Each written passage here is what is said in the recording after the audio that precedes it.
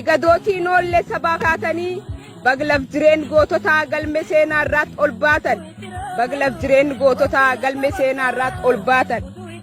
dirqam keessan xumurtanii dhiigan nutti laattan irbuu yookaayoo keessan ganne lafeen keessan nun dhiiftu goototi duruu seenaadhaan jiraatti malee miti lubbuun turuu barabaraan deddeebisee seenaan isanaa yaadatu barabaraan deddeebisee seenaan isanaa yaadatu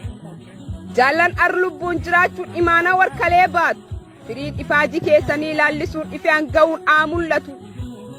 amaaf jibbituun keessan jaanjoftee walaa nyaattu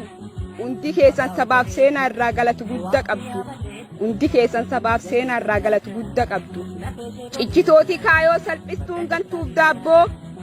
raastuun impaayiraa hawooggan bulchiis abba garoo warra qofii falmat ka hin beenne cubbuu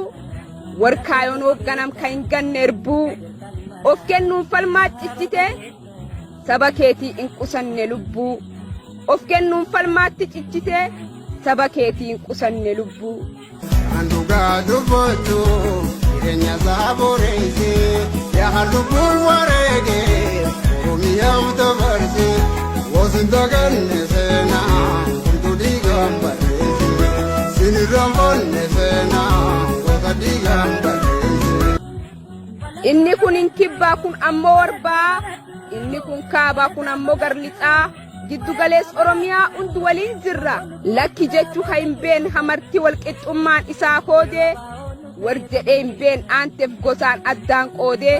boore baafata koo is miidhamsa baa adoot burkuteessituuf baqachiiftuu isdiin isaa akka leencaa itti baroot war foolii gandummaa shitto tokkummaatiin diigu